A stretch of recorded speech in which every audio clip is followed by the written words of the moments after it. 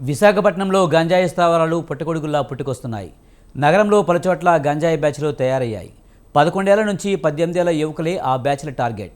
విశాఖలో పోలీసులు గంజాయిని అరికట్టేందుకు ప్రయత్నాలు చేస్తున్నా ఎలాగోలాగా మైనర్లకు గంజాయి సప్లై చేస్తున్నారు దుండగులు. ఈ మత్తు నుంచి తమను బయటకు తీసుకురావాలంటూ ఓ యువకుడు స్వతంత్ర ఛానల్ ప్రతినిధిని కలిశాడు. దీనిపై మరింత సమాచారాన్ని మా ప్రతినిధి ప్రదీప్ అందిస్తారు.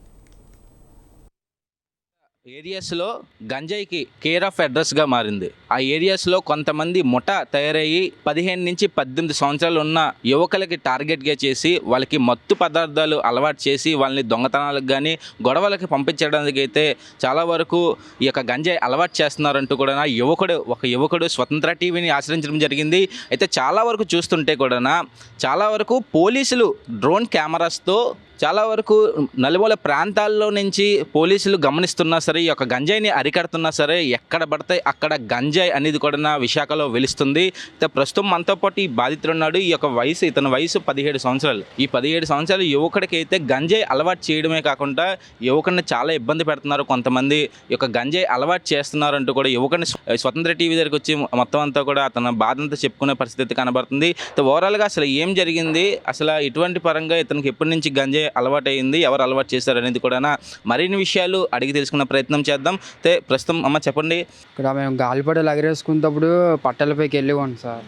పట్టాలపైకి వెళ్ళేసి అక్కడ ఆడుకుంటుంటే గాలిపటాలు ఎగరేసుకుంటే ఒక అన్నయ్యలు వచ్చి అరా మీకు గంజా అలవాటు ఉందిరా రండిరా కొడదాం అనేసి లాక్కొని వెళ్ళిపోరు సార్. బీర్లు అవి తాగిచ్చి ఇలాగ గంజా కొట్టండిరా పర్లేదు ఏటి అవ్వదు అనేసి బలవంతం చేసేవారు సార్.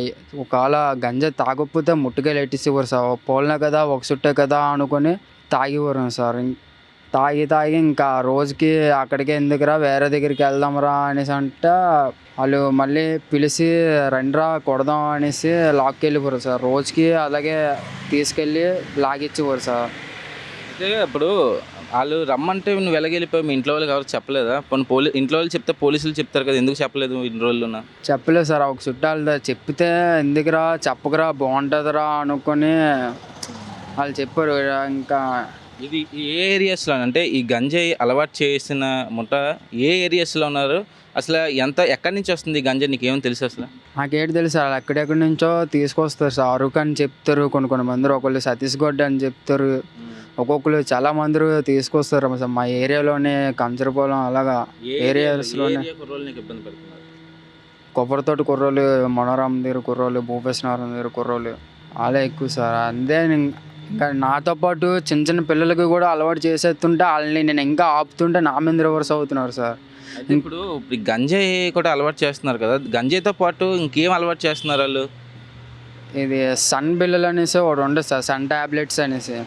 సన్ ట్యాబ్లెట్స్, మళ్ళీ సైకిల్ చూపు ఉంటుంది బాండ్ అనేసి పిలుస్తారు దానికి.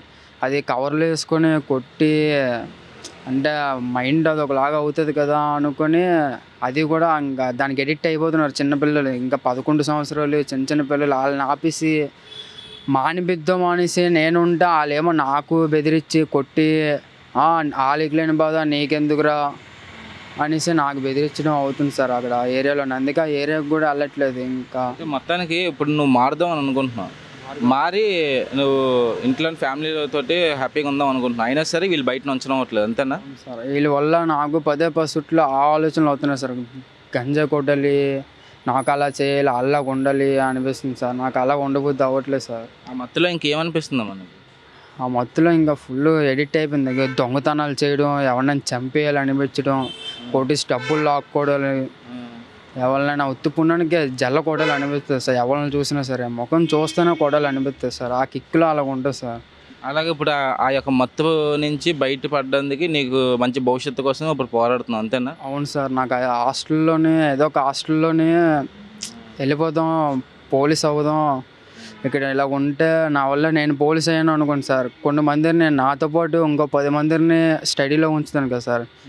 అంటే ఇవన్నీ గంజాయి అన్నీ ఆపేసి అవి ఎక్కడ రవాణా అవుతున్నాయో అన్నీ ఆపి ఉంచుదాం అనుకుంటున్నాను. ఇది ప్రస్తుతం అయితే విశాఖ నగరంలో కొబ్బరితోట కానీ, భూపేష్ నగర్ కానీ, అలాగే కొన్ని ప్రాంతాలు ఏదైతే కంచరపాలెం అలా కొన్ని ప్రాంతాల్లో ఈ యొక్క గంజాయికి బానిస కొంతమంది చేస్తున్నారంటూ కూడా తెలుస్తుంది. కొన్ని స్థావరాలు ఏవైతే ఉన్నాయో ఆ స్థావరాలపై అయితే పోలీసులు దాడి చేసి వాళ్ళందరినీ అరెస్ట్ చేయాలి, ఇలాంటి చిన్నపిల్లలందరినీ కూడా కాపాడవలసిందిగా కూడా స్వతంత్ర టీవీ కోరుతుంది. ఇది ప్రస్తుతం అయితే విశాఖలో గంజాయిపై ఉన్న అప్డేట్స్. కెమెరామ్యాన్ శివమూర్తి, ప్రదీప్, విశాఖ నుంచి స్వతంత్ర.